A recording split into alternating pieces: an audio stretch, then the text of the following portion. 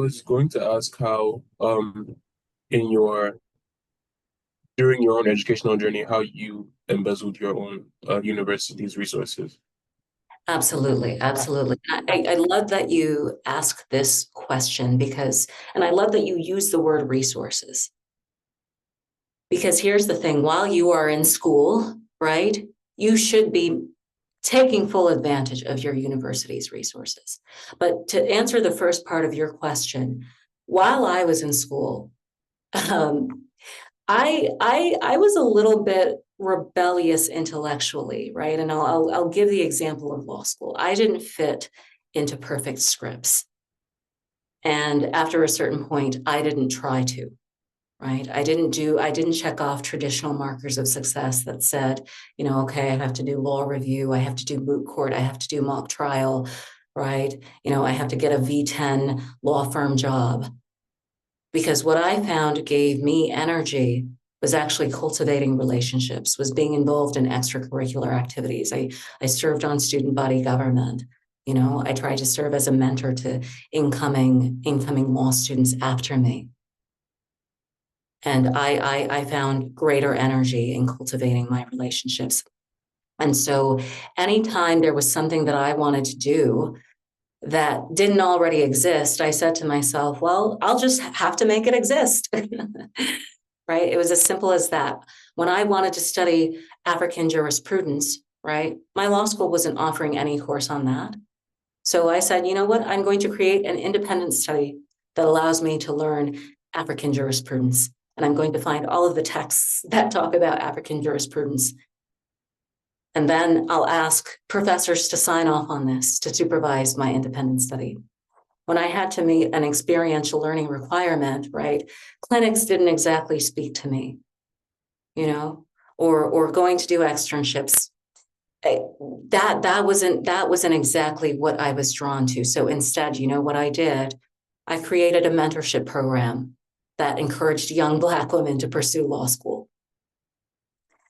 That's how I embezzled my own education.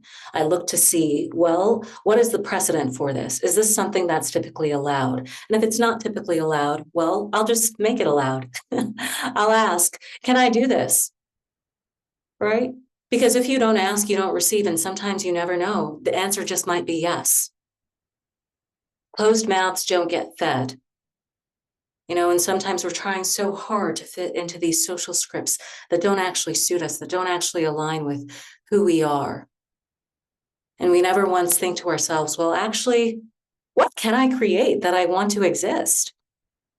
And that's how I treated my law school experience, truth be told. But the second part of what you said about actually maximizing your resources, let me tell you something.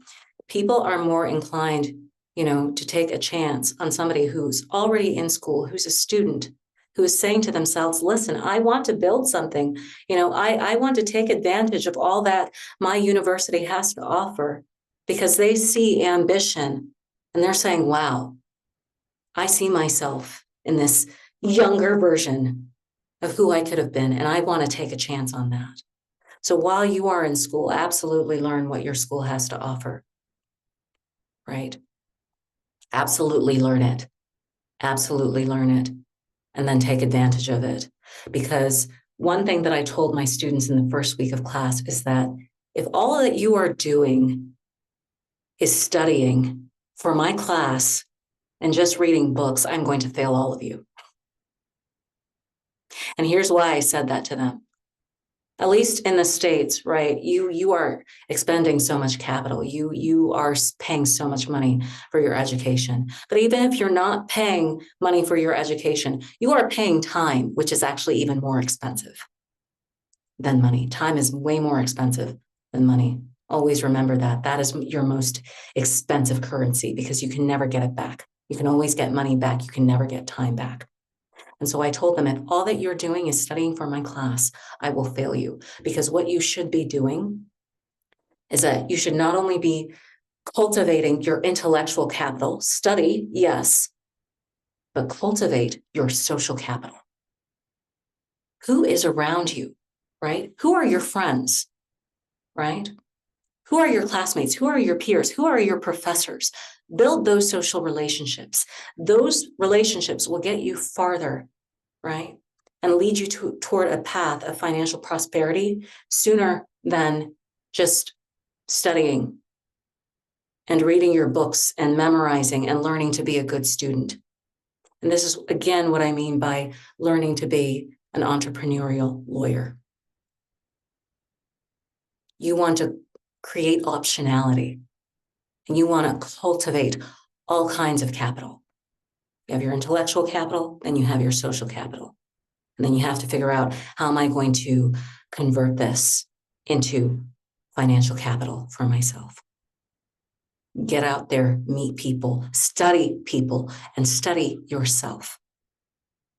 And that will lead you closer to success than just, learning about negligence or torts or Durkheim or Weber.